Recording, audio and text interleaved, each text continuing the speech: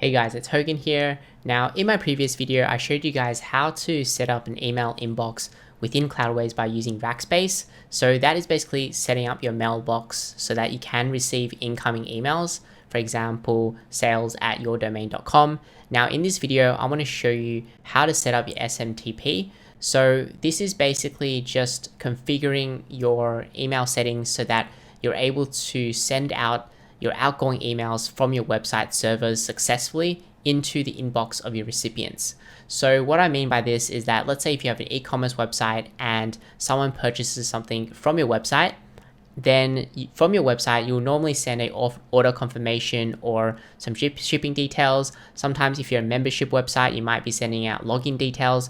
So any website that is coming out of your website servers, you want to ensure those are delivered into their mailbox rather than into their spam folder. Now, sometimes it can be delivered with a warning message, or sometimes it won't be actually delivered at all.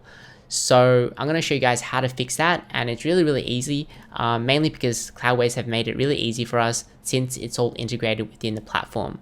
So once you actually log in over here, you can click on this 9-dot grid over here for more options and just click on add-ons. So there are different ways that you can do it. You can set it up with Gmail. You can also set it up with other services out there as well.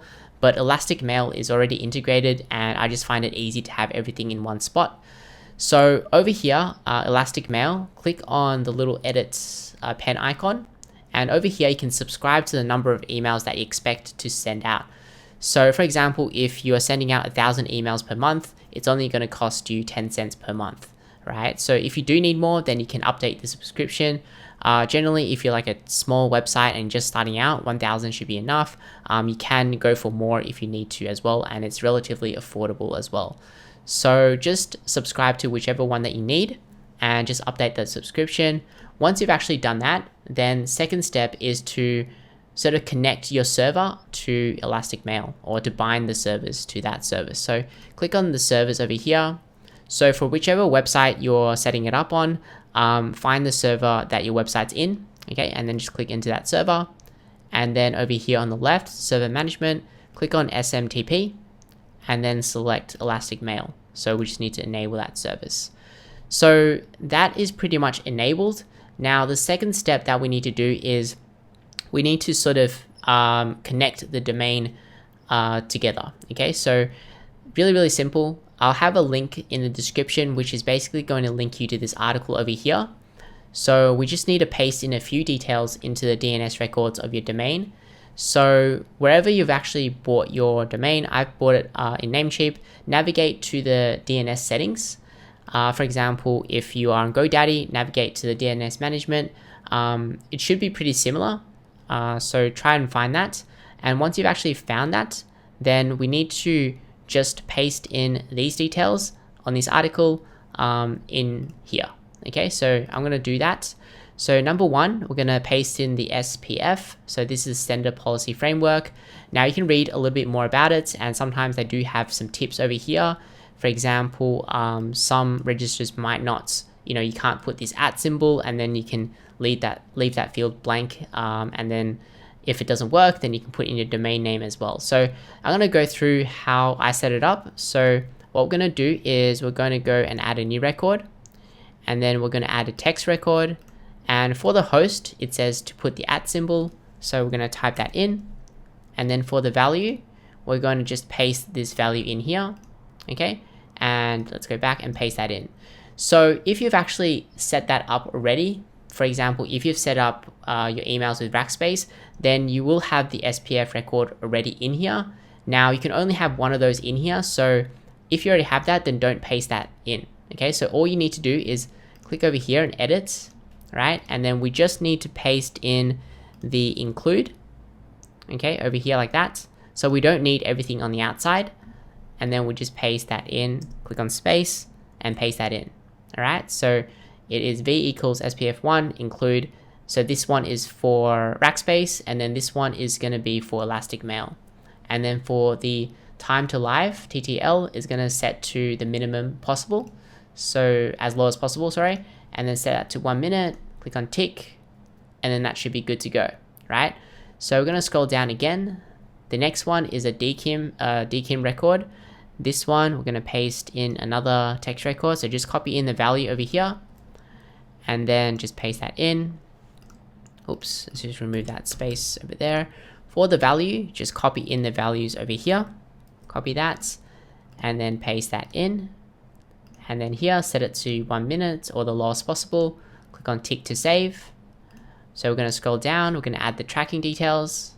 And this one is going to be a CNAME. And then it's going to be tracking. And then we're just going to copy this one over here. Come over here. So this one's a CNAME. And for the host, it's going to be called tracking. Targets, we're going to paste that in over here. Set that into 1 minute. And then click on tick. Okay, then we're going to scroll down. So for the MX records, it's going to be for your incoming email. So we don't need to set this up. So we're going to scroll down over here.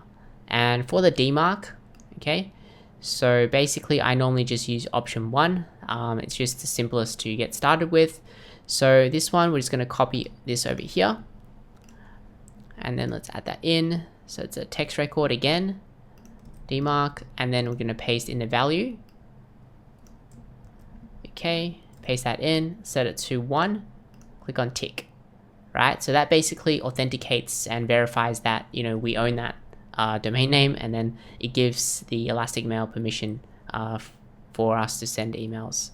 So once you've done that, then we can go back to Cloudways.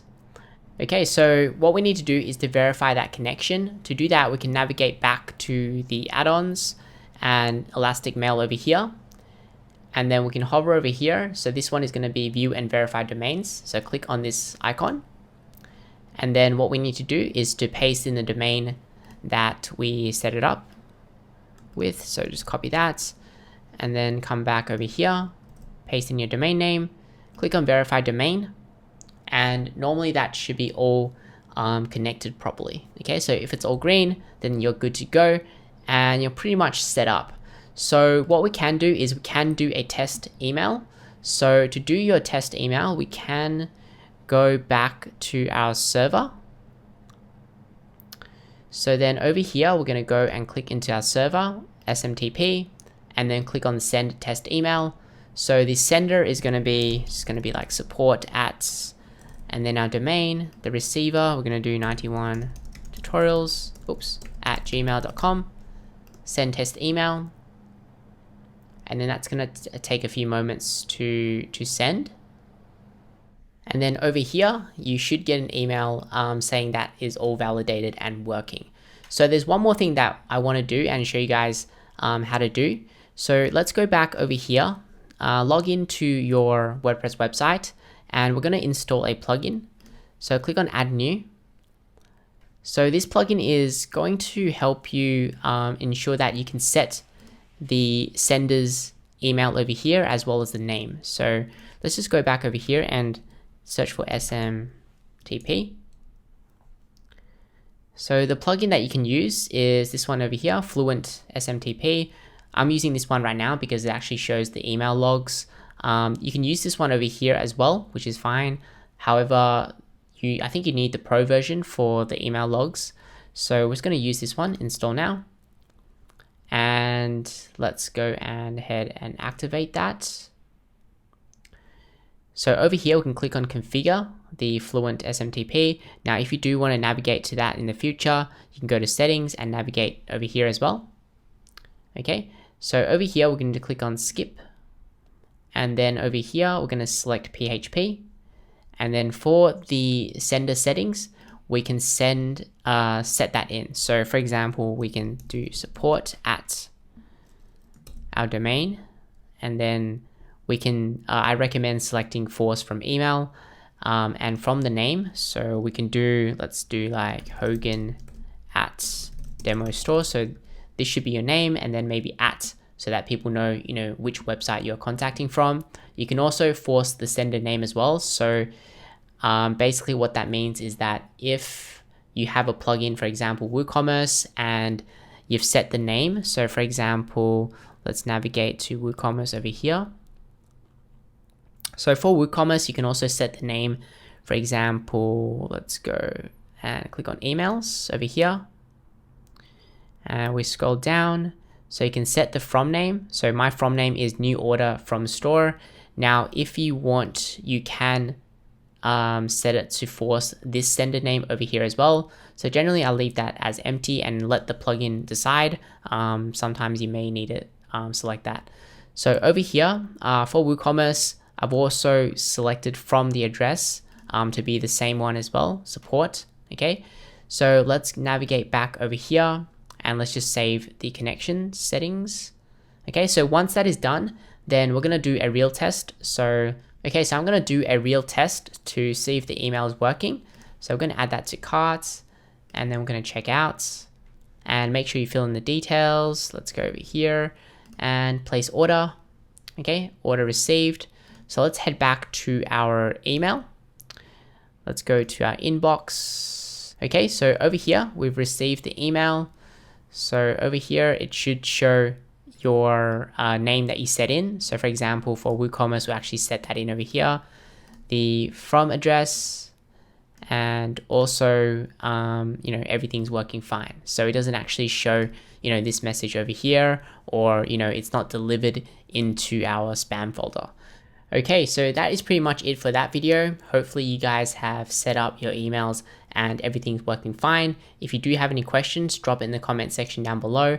And I'll also link the video where I show you guys how to set up your emails on Rackspace so that you guys can have your own professional email and mailbox as well.